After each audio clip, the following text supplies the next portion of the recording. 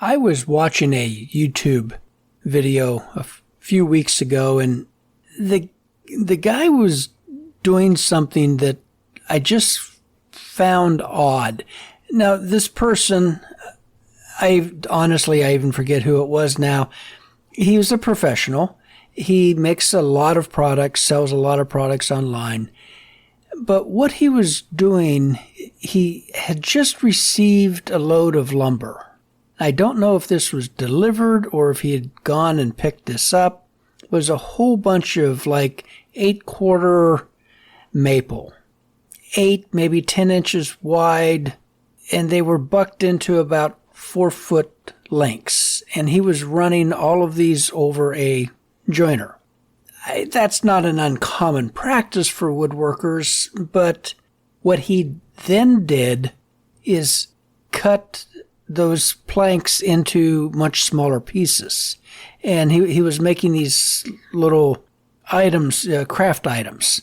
But he just seemed to be doing a lot of work that he could have gotten someone else to do.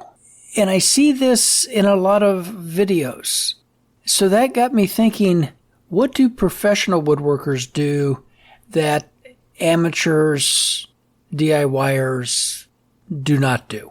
Or even professionals who might be new into this career, this trade. So that's what we're going to talk about today. My name is Roger Kugler. This is Working at Woodworking Podcast, where I hope to encourage you to start your own woodworking business professionally, full-time, part-time. Serve your community with your woodworking skills and make some money while you're doing it. So these 3 things. Number 1, buying lumber. Now, I believe I've talked about this before in a previous episode. I have no idea which one. But buying lumber is a major stumbling block for a lot of people, especially if you are coming into this from the hobbyist amateur ranks, because you've always bought lumber, well, pretty much wherever you can.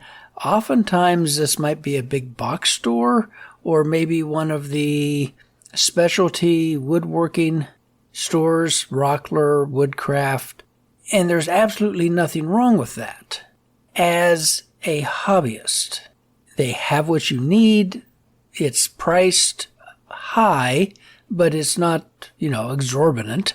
But if you're doing this professionally, you can't pay retail prices for lumber and expect to turn a good profit. Honestly, I did this for probably 3 years or so until I finally figured out that, I don't have to pay retail. A hardwood lumber supplier will actually sell me at what this particular one calls business pricing. So if you're in this situation, don't feel bad. If you don't know better, you can't change this. So you need to find a good hardwood lumber dealer near you. If you're on the East Coast, great. If you're in the Midwest, hey, this is the golden land of maple and honey locusts.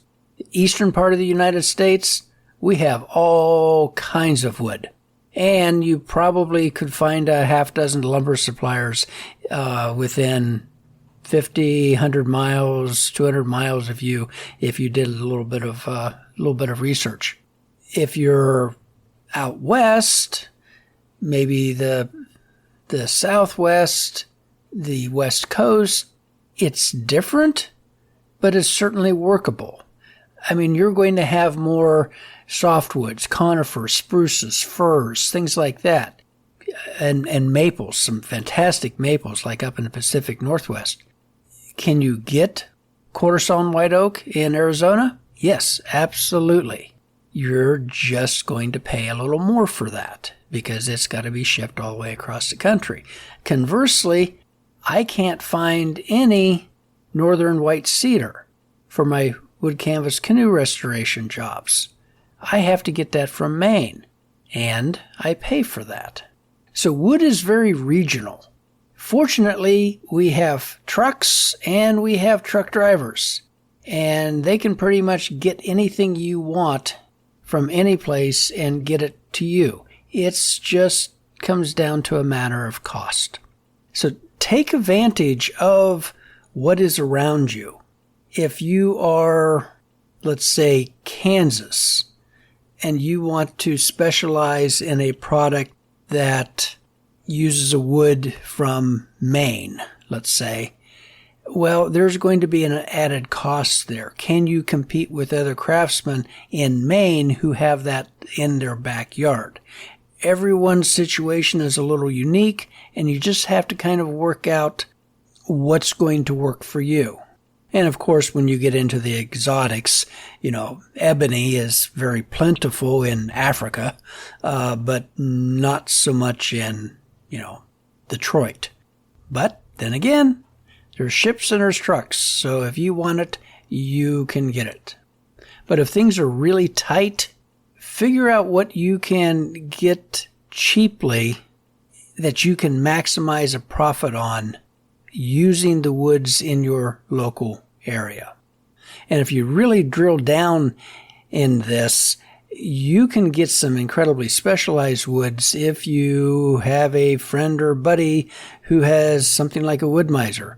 You can cut all kinds of, fruit trees that are not available commercially. And you can get some incredibly unique, incredibly interesting woods that could make your products very, very unique in the marketplace.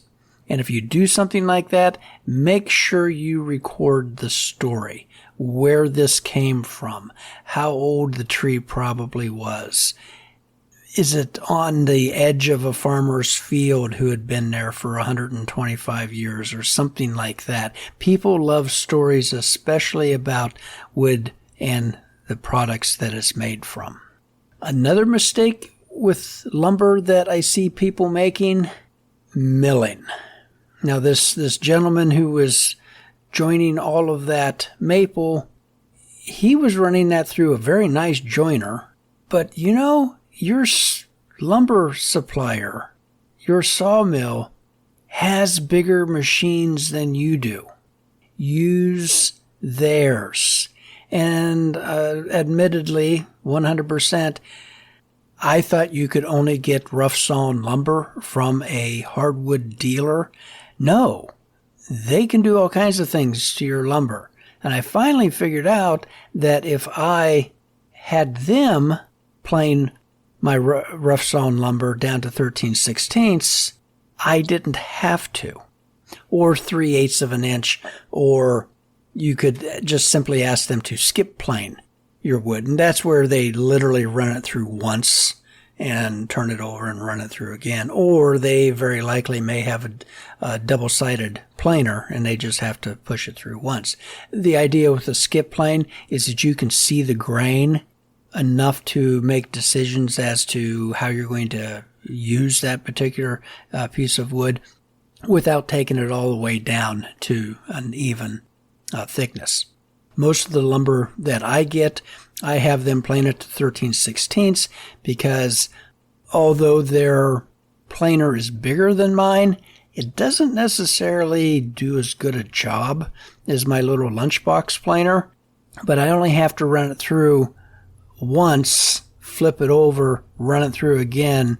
I've taken a 32nd of an inch off, and it's absolutely perfect. So that saves a tremendous amount of time, particularly if you don't have a big giant planer. The other thing that I do is I ask them to straight line one edge. And they have a machine that they run this thing through, and it straight lines, cuts a perfectly straight line on one edge of the board. Why is that important? Well, I can then take that board straight to the table saw and rip it. I don't have to joint that edge as the gentleman in the YouTube video was doing. They can do that for like 10, maybe 15 cents a board foot. Much cheaper than what you can do it, if your time is worth anything at all. Okay, number 2. again, this is something that unless you've thought about it, or maybe if somebody has encouraged you to do this, you may just kind of overlooked it.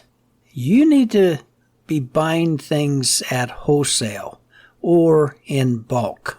What do woodworkers use? Sandpaper. A ton of sandpaper. And if you're still going to the big box store and picking up the 10-pack of sandpaper, wow, you have a lot more time than I do. So find a supplier, find sandpaper that you like, that you think has a good value. We're not going down that rabbit hole in this episode. But buy this in bulk, 50 sheets, 100 sheets, 100 discs at a time. Finish. If you go through a lot of, waterborne polyurethane varnish, don't buy the quarts or, God forbid, pints. You can buy that by the gallon if you're using that much material. Now, with paints and finishes and things, there's kind of a handling cost. What I do with the high cost, high quality marine grade enamel paints that I use, I'll buy those by the gallon and then transfer them into a quart. Using something like propane or CO2 to fill the can before I seal it. That way it cuts down on the chemical reaction with the oxygen, and the paint will last. Well, I've never had problem with skimming whenever I do that. If you leave it in that gallon can, guarantee you're going to have a problem with skinning. So transfer it into the smaller cans, and that solves that. Even with the cost of the cans, that is much less expensive than buying this at a quart at a time. Screws, the exact same thing. So you're going to be using a lot of screws probably in your business. You buy those by at least 100 or 500 or even 1,000. Screws don't go bad. And if you're committed to this, you're going to go through those screws. Other supplies, alcohol, mineral spirits, things like that. You buy that by the gallon, not by the little pint thing that costs like $20 billion or even a quart of that. Now, whenever I'm saying all this, I know if you only use a pint of mineral spirits every 10 years, then obviously you're not going to buy a gallon of that. We have to use some common sense, but ask yourself, how much of this will I use in 1 year? 2 years? If you get a 10-year supply of toilet paper, well, that may not be the best example. I mean, you're obviously protected, but there's also a cost of storage. And so you kind of have to work out, the quantities that you want to carry based on your use. And in operations management, there's this really cool formula that you can use, but the biggest factor of that formula is simply how much will I use in a certain time period. And of course, with things like finishes and stuff, you have to consider a shelf life for those things. And I'm not really talking so much about saving money with this strategy, but rather saving time. If you're buying sandpaper, 10 discs at a time, and you run out and you have to go back to the store, how many trips is that per year? So, sure, money is one part of it, but time is also money. And for a lot of us, the time's actually a little more important consideration than just the money. So number 3, this is, I think, a really big one that is so overlooked, underappreciated, and undercapitalized. You as a professional woodworker, and I'm talking, the solopreneur, the one-person workshop, garage, basement, outbuilding, you have the ability to provide uncommon customer care. Let me say that again. uncommon customer care. This, I think, even goes beyond customer service, but you are actually caring about your customers. You're going above and beyond the customer service desk at your favorite store. You can do things for your customers that others can't, your competition. Let's take kitchen cabinets, for example. If you've ever purchased kitchen cabinets, even from a custom builder, you'll probably find that they come in increments of 2 inches. And if you go to a big box store or even a quote-unquote custom cabinet reseller, 2 inches is the industrial standard. So if your counter is 98 inches long, you're in luck. If it's 97 3/8 inches long, you're screwed. Now, of course, they can drop down to 96 inches and then sell you a 2-inch filler strip that somebody else is going to have to rip down to 1 3/8 to make that fit.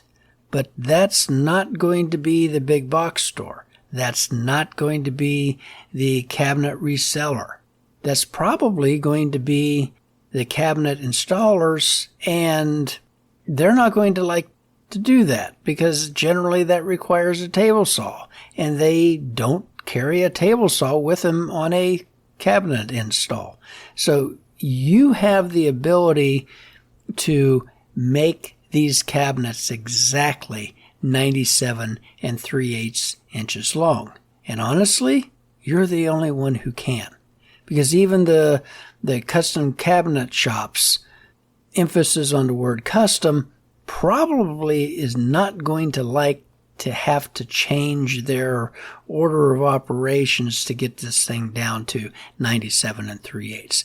The bigger the shop, the less likely or the less willing they are to do that. Smaller shops, 5 people, yeah, they can probably do that. But they may not like it. You can jump at this opportunity and actually show your customer that you're happy to do this because that's what makes you unique. And by the way, if you're using the term custom woodworking, think about that again.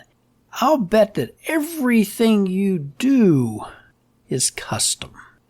Unless you're producing a product in which everything is going to be uniform, but people are calling you up, sending you emails, can you do this, can you do that, can you do this other thing?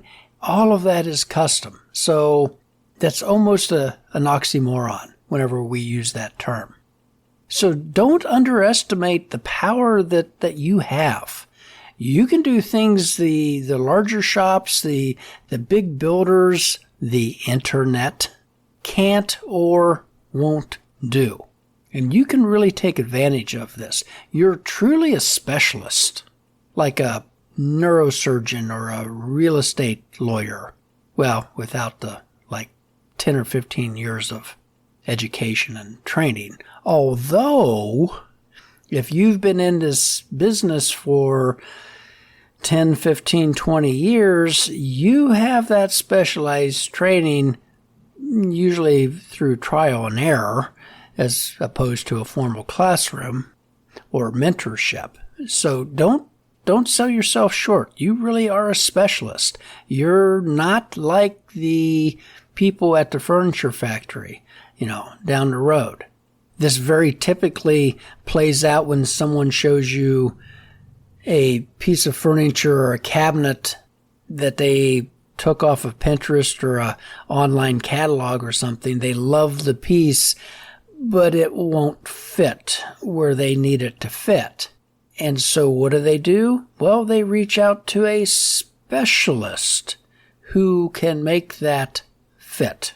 You are probably literally the only one who can help them with this.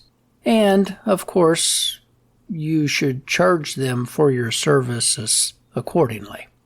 So, are you a professional? Are you acting like it? Are you doing these things that professionals do, your lumber source, your wholesale or bulk purchases, and treating yourself as a true woodworking specialist that you are, and providing outstanding customer care to your customers. And if you take care of one customer, they are going to tell 10 people. If you don't take care of a customer and they are very unhappy with you, they will tell 100 people. So it certainly pays to take care of your customers. And I know there's always that one person, but you kind of just have to swallow hard and plow through it. You'll learn to recognize those people as you do this more often. But honestly, they're very few and far between. And quite honestly, in this day and age, when there are so few of us out there, people are pretty desperate, just to find anyone to do any of these things. So give some thought to this. Maybe you need to change some things. Maybe you can make things better, faster, easier, and hopefully more profitable. Recommendations for the week? I don't have any. There's a whole bunch of YouTube videos that you could get lost in that are being done by professionals. I really admire them. I admire the time and the resources they have to produce those, because video's hard. And it takes a lot of time that I seem to have been very, very short on of late. Missed jobs, roll top desk refinish. Yeah, I gave her a couple recommendations and said if she couldn't find anyone to do it, I might get to it next year. I really hate to do that, but I've got priorities. Also had a gentleman reach out. He has a dining room table that suffered plumbing, and it was a veneered table. And apparently the plumbing in the upstairs bathroom gave way and water came through, did a boatload of damage to the house. And one casualty was the dining room table that had a veneered field surrounded by hardwood. I might get to it. He's not in a terrible hurry. If I can put him off for a few months, I might get around to doing it. But these are the type of projects that can come your way when you hang that shingle out. And if you haven't hung the shingle out, guess what? Those jobs are not going to be coming your way. So if you're sitting there thinking, I really want to do this, I really want to do this, then why don't you do it? Get off the fence and jump into the pasture with the bull. Yeah, you might have to run, you might get mauled a little bit, but hey, you're the one who wants to be a professional woodworker. So let's do this. Boy, did I screw up. Yeah, I've got one. I'm not going to tell you about it right now because it's not fully resolved. And I don't want to, seed the water, so to speak. But I think I screwed up. I may not have. Somebody else may have screwed up. Let's just say the footprint on the box that I shipped the product in might have something to do with the outcome of this story. More about that later. Special thanks to listeners in Coon Rapids, Minnesota, Spruce Grove, Alberta, Canada, and the one listener in Mexico. Really appreciate that. There's affiliate links in the show notes, and if anybody would like to buy me a cup of coffee, $5, I would greatly appreciate it. There's also affiliate links in the show notes that you can check out Taylor Tools, and if you're in the market for a new cell phone service that you can separate your business life from your personal life, follow the link in the show notes. So until next episode, happy woodworking.